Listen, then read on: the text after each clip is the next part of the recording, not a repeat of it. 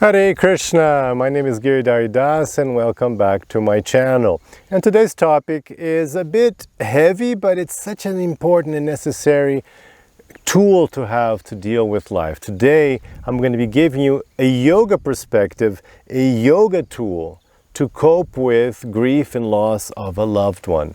And why do we have to do that? Well, people's lives can be destroyed with the death of a loved one. You can completely destroy your life. People even commit suicide from it. And there's lots of websites, there's lots of information on grieving and loss. I know that, but there's a special point of view from yoga you can get, which will help you just deal with life in general and especially deal with such a tragedy in your life. And if you have dealt with such a tragedy in your life, first of all, of course, my condolences to you, and I hope that this video can help you overcome this. And of course, people think that when we talk about loss, we're only talking about the loss of a human person in our lives, but we all know that the loss of a pet can be just as heavy as the loss of a fellow human. So this is for all of you. So first of all, very important point. First of all, we have to have a view of what yoga sees and what life is. I mean, who are we? And so what yoga is saying, different from other religions you may have come across, what the spiritual path of yoga is telling us is that we, the real us, the real you, we're completely distinct from the body.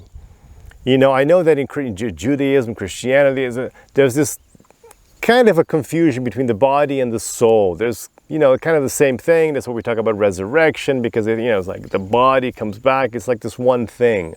And people have this idea that when they go to heaven, they're going to see their departed, parents, in the body they had when they left, when they died. So there's this confusion. But in yoga, there's no such confusion. It's right from the get-go, very clear that the soul, the real me, the real you, we're completely distinct from the body. The body is just a vehicle. Krishna compares our bodies to clothes. He says dying is like changing your clothes. It's just like, so your clothes aren't you. You don't think your clothes are your body. You just change your clothes, no big deal, and you go on. We talk about in modern times, we talk about the body like a vehicle, because Krishna calls the body a vehicle made of matter. So it's like a machine. So if you get out of your car, you buy a new car, it's not, it can even be a great thing, right? It's not a bad thing. So this idea is we're completely distinct from the body. So that's very important for the first, to understand, to get that concept down. We're completely distinct from the body.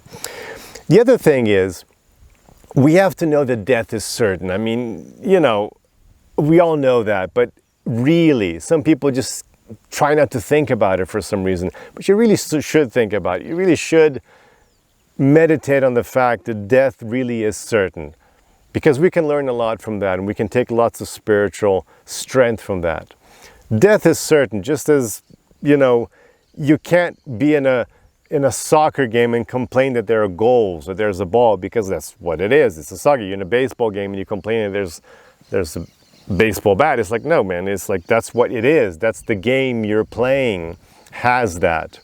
And in this game we're playing called life, there is death, and there's just nothing you can do about it, and it's just a certainty you have to deal with. As a certainty, everybody is going to die. And you just have to get that into your head right now. Everybody's going to die. I'm going to die. Everybody I know is going to die. All my pets, all my animals, the whole planet is going to die. Everyone's going to die. So let's get into that mode first. But then let's start looking at that from the spiritual perspective. So from the spiritual perspective, let's say, since we're not the body, from the spiritual perspective, death means the soul, the real you, is just getting out of something that's not it, that is different from you. So death for the soul is not a bad thing necessarily. It might even be a great thing. Yes. In the yoga spiritual tradition, for example, when a great saint, when a person who's dedicated their lives to spirituality, to the spiritual path, death is celebrated, because in the moment of death for such a person who's taken their spiritual life seriously, for such a person, death is the moment of being freed. Because from the spiritual perspective, the body is actually a cage. We're actually trapped inside this body. In the yoga perspective, we're all trapped right now. This isn't life. This isn't real life. This is us living a mistake that led us to this position where we're trapped in a physical material body. This is a mistake. This is Maya. This is not the real situation. That's the spiritual perspective. You're trapped in a body made of matter. We're not unlike prisoners. Prisoners trapped in a jail cell. This is like a jail cell. You're trapped in this body. So for the real spiritual you, death, especially if you've prioritized spirituality your whole life, if you've taken it seriously, if you took life seriously to understand who you really are, self-realization, death is a wonderful moment, a moment of celebration, because now you're freed. It's just as wonderful as when a prisoner is set free after a long jail term. It's a moment of celebration, not of sadness. So from the spiritual perspective, leaving the body is actually quite normal. And of course, what yoga is telling us, karma, reincarnation, is that we've been switching bodies over and over and over and over again, millions of times for billions of years. That's what the yoga tradition says. For billions of years, you've been switching bodies. So death, for one thing, is nothing new to you. That's a really interesting perspective from yoga. Death is nothing new. Actually, it's quite tiresome how many times we've died before. So the problem really isn't death. The problem is, why are we still trapped in this cycle of birth and death? Why? You know why? Because we didn't take our spiritual life seriously, because we weren't paying attention. That's why we're reincarnating over and over again, because we didn't pay attention to the right things. We were distracted. We get distracted by the smaller things, by the little emergencies, and trying to, make money and be famous and get this position and enjoy that thing, and we get distracted. But actually, if we paid attention to life, if you take life seriously, which I hope all of you are taking it if you're here watching this channel, if you take life seriously, then you don't want to get distracted anymore. You want to take it, you want to, dedicate, you want to prioritize your yoga practice, your spirituality. And if you do that, then you understand that actually death is a wonderful opportunity to change bodies. If you're not ready for full self-realization, at least you change bodies, you get a new body. Krishna says this in the Bhagavad Gita. He says an old person with an old body, when they die, they get a new body. It's actually a pretty good thing. It's like, if you're driving a car from the 90s, and then you get a chance to get a brand new car, you're like, oh, that's good, isn't it? It's great. I had this, 30-year-old car. Now I've got a brand new car. That's a pretty good deal. So when we're trying to cope with the death of a loved one, what we should do is we should look from the other side. Because when we're looking from our side, it seems all very sad. We're like, oh, I had that person is no longer with me, so naturally you get very sad. That's understandable. But we should not stay in that egocentric position. We should see the other side. What's the other side? The person who left. That soul who has now departed that body. How are they doing? And the answer is, they're doing just fine. You know why? Because you've died countless times, I've died countless times, and we're doing just fine. You're not lamenting your last death.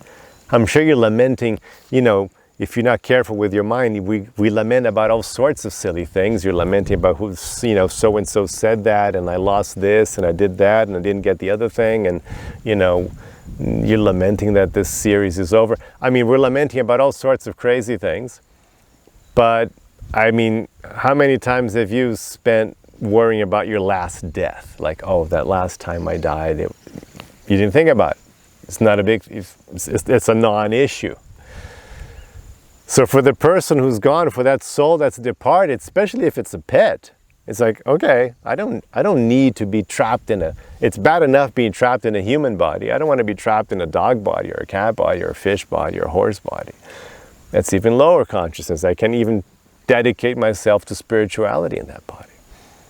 It's not a good deal. So from the perspective of the person who is gone, things are actually fine. This is it. This is life. It's normal. You're born. You're going to die. It's perfectly normal. When you die, you move on. You're another body. You've reincarnated. Or if that person took their spiritual life seriously, then amazing. Then we should be super happy and celebrate. That person is freed from the suffering of the material world. It's an amazing moment. It's a moment of great joy. But even if it's not, they're reincarnating. Well, at least, they're moving on. They're getting a new chance, a brand new body, I mean, I'm 50. New bodies are nice. Why do we start getting old? It doesn't work so well. Get a brand new body, great. So, and then what we have to do is, again, when we go back to our perspective, okay, so I'm sad that relationship is over. But what we have to do is, we have to understand that the cycle has ended. Because cycles come to a close. And we have to then respect that when death comes, that cycle has just finished. I mean, you thought the cycle was going to go on, it was going to be this big, but it's now this. Now you know exactly what the cycle is, because now it's over. And you have to honor that cycle, you have to learn from it, honor it, cherish it, but not be sad, because the cycle is over. That's done. There are other cycles that are still going on. At the very least, the very cycle of your life, you haven't died yet, so the very cycle of your existence hasn't finished yet. So that's something you can work on, and maybe, hopefully, you have other people in your lives, in other relationships, again, with humans or non-humans, and those cycles are still happening, and you can dedicate yourself to those cycles, and cherish them, and do them well now. And what I actually recommend is that right now, you very seriously understand that everybody's going to die. So the people you have in your lives now who are still alive, don't ignore the fact that death exists. Don't ignore the fact that anybody can die at any moment. It's not about being old or being sick. You know that. Anybody at any moment can die. And so we should take that information in, not to be sad, not to be despondent, but we should take that information in so that we can cherish the moment, the here and now. You can cherish the relationship right now. You can make sure you're doing the very best, the most of that relationship. You're honoring that relationship with all your love. You can freely love that being, that person, that animal. You can freely love that person now, because this is your chance, because it can end at any moment. So we don't get sad because we think of death. We actually embrace life. You embrace every day because, wow, this is an opportunity I have right now to love and cherish this person in my life. And when, the person goes, then okay, that cycle is now closed. It was I did it really well. I dedicated myself to that cycle. I cherished those moments. I did my best. Cycle is closed. There are other cycles open in my life, and I should continue with them. So when you look from this yogic spiritual perspective, death should not scare you. Death is actually the great guru that teaches us the impermanence of material life. Very important point, impermanence, very important. And again, this impermanence doesn't make you sad, doesn't make you disconnected with life, it shouldn't make you give up on life, no. It should make you embrace life. It should make you cherish life and all the opportunities, because you know they will pass. Everything is impermanent. To be sad with the passing away of someone is like, again, we're back in that jail cell. And you have a friend there, you're in jail, your cellmate, and you're good friends. But then your cellmate, his time's up, he's freed. He can get to go home. And you're left in the jail cell. You're going to be a little sad, right? He was your good friend and he's not going to be there anymore. But how selfish are you going to be that you're actually going to be super sad that he's gone? You're not going to be happy for him or her. You're not going to cherish the fact that, my friend is now free from this jail. Yeah, I'm still here. I wish that, it was nice having that company here, but shouldn't you be happy that that person is now free in a better situation, in a new situation, improving, following their path? So we should rejoice, not be sad. So I hope that this information helps you. Focus your energy on gratitude, on cherishing the moment, and in letting go, knowing that that soul is better off now. That soul is on its way, it's progressing. And you too will progress, will go at some moment. So I hope that helps. Please let me know. Leave your comments if you have any questions, if you didn't understand something. Please let me know. I'd like very much to hear from you. Have a wonderful day. Lots of cure, lots of peace. Hare Krishna.